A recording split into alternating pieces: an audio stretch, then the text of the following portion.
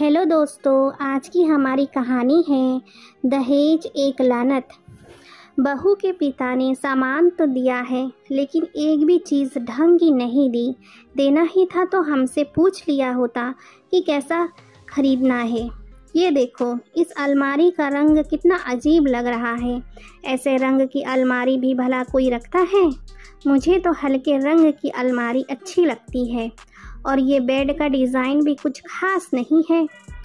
दहेज में मिले फर्नीचर को देख देख कर मुँह बनाते हुए बीना जी बोले जा रही थी। पत्नी की बातें सुनकर पास बैठे राधा के ससुर जी अपना चश्मा नीचे करते हुए बोले, अरे अब जो दे दिया सो दे दिया। तुम्हें पसंद नहीं आया तो अपने हिसाब से बदलाव करवा लो। वो तो मैं करवाऊंगी ही। भला ऐसा ओल्ड फैशन का सामान घर में रख कर घर का हुलिया थोड़ी ही खराब करना है। बीना जी अकड़ते हुए बोली। अपने कमरे में बैठी राधा सारी बातें सुन रही थी। ये समझो कि उसे सुनाकर ही सारी बातें हो रही थी। कितने जतन से सालों से एक एक चीज़ उसके पिता ने अपनी बेटी के दहेज के लिए इकट्ठा की थी। अपनी तरफ से किसी चीज़ की कमी नहीं रखी थी, फिर भी यहाँ किसी को उन चीज़ों की कोई कदर नहीं थी। कुछ दिनों बाद ही घर में कारपेंटर आया और बीना जी ने जैसे जैसे कहा वैसे वैसे दहेज में मिले फर्नीचर का हुलिया बदल दिया गया। अलमारी का रंग भी बदल दिया गया। अब कुछ ठीक लग रहा है, लेकिन फालतू में हमारा इतना खर्चा हो गया। बहू, अपने पिताजी से कह देना कि उनका दिया दहेज हमारे ऊपर ही भारी पड़ा है। बीना जी अपनी बहू राधा को सुनाते हुए बोली। राधा चुप थी। आखिर कहती भी क्या, अभी इस घर के लिए वो नई ही थी। यहाँ का परिवेश उसके मायके के परिवेश से बहुत अलग था। सबकी पसंद नापसंद भी राधा की पसंद नापसंद से मेल नहीं खाती थी। उसका दिल क्या चाहता है इस बात की शायद यहाँ किसी को परवाह नहीं थी। सब अपनी पसंद का ही गुणगान करते रहते थे। लेकिन अपनी माँ से राधा को यही शिक्षा मिली थी कि ससुराल में सामंजस्य बिठाने में थोड़ा वक्त लगता है। इसीलिए सब्र के साथ सबका मन जीतने की कोशिश करती रहना, और वो कोशिश भी कर रही थी। राधा की शादी के दूसरे दिन ही उसकी दोनों नंदे वापस ससुराल लौट गई थी, क्योंकि उनके बच्चों के इम्तिहान थे। इसीलिए शादी के 1 महीने बाद दोनों नंदे कुछ दिन मायके रहने के लिए आ रही थीं। राधा भी इस नए परिवार को जानना समझना चाहती थी, इसीलिए वो भी काफ़ी उत्साहित थी। नंदे आई तो बीना जी ने राधा को आवाज़ लगाते हुए कहा, राधा बहू, दीदी के लिए पानी ले आओ।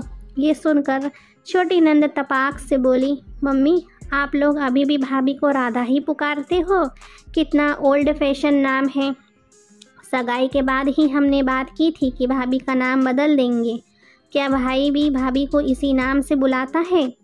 ऐसा लगता है जैसे घर की बहू को नहीं काम वाली को पुकार रहे हों। कहकर वो ठहाका मारकर हंस पड़ी। अपने नाम का ऐसा मजाक उड़ाते देखकर राधा का चेहरा उतर गया। कितने प्यार से उसकी दादी ने उसका नाम राधा रखा था। दूसरी नंद बोली, सच में मम्मी, बहुत ही अजीब लगता है ये नाम, लेकिन भाभी पर सूट करता है। इन्हें देखकर लगता भी नहीं कि ये आज के ज़माने की हैं। देखो, बाल के घुटने तक छोटी बना रखी है और बिंदी भी कितनी बड़ी लगा रखी है। हे भगवान, पूरी आइटम है हमारी भाभी। लेकिन अब हम आ गए हैं ना, देखना तुम्हें कैसे बदलते हैं। आज से तुम्हारा नाम पिया होगा। नहीं नहीं, रिया। नहीं दीदी, मुझे तो माँ ही अच्छा लगता है, छोटी नंद बोली। दोनों नंदे आपस में राधा के नाम को लेकर बहस कर रही थीं। राधा आंखों में आंसू लिए रसोई में चली गई।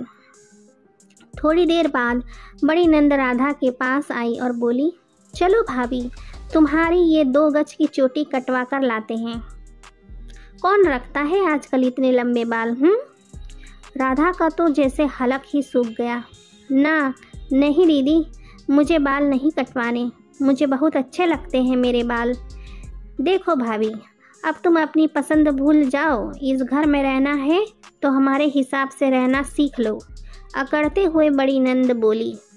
अब राधा से ये सब बर्दाश्त नहीं हो रहा था। वो बोल पड़ी, माफ़ करना दीदी, मैं इस घर की बहू हूँ। दहेज में मिला फर्नीचर नहीं जिसे आप लोग अपने हिसाब से रंग पोत लोगे। आप सब मुझे पसंद करने के बाद ही इस घर में बहू बनाकर लाए हैं, तो अब मैं क्यों इस रूप में आप सबको पसंद नहीं हूँ। जिस तरह आप सबको अपने नाम, अपने रंग रूप से प्यार है, वैसे ही मुझे भी अपने नाम और अपने रंग रूप अच्छा लगता है। हर इंसान को ये हक है कि वो अपनी पसंद के अनुसार रह सके। फिर मुझ पर आप सब दबाव क्यों डाल रहे हैं? क्या शादी के बाद सिर्फ बहू को ही बदलने की ज़रूरत होती है? राधा की बातें ऑफिस से आए राधा के पति सागर ने सुनी तो वो भी बोल पड़ा, दीदी राधा ठीक कह रही है। जब उसे हमारे रहन सहन और नाम से कोई शिकायत नहीं है तो हमें क्यों इसके नाम और पहनावे पर सवाल उठाएं। और सच बताऊं तो मुझे भी राधा के ये लंबे बाल बहुत अच्छे लगते हैं। सागर की बात सुनकर राधा हौले से मुस्कुरा पड़ी। दोनों नंदे समझ गईं कि अब उनकी दाल नहीं गलने वाली। हमें क्या, रहो इस गंवार के साथ। जब लोग मजाक उड़ाएंगे तो हमें मत कहना, मुंह बनाते हुए नंद बोली। लेकिन अब राधा को उनकी बातों से कोई फर्क नहीं पड़ रहा था, क्योंकि उसका पति उसके साथ था।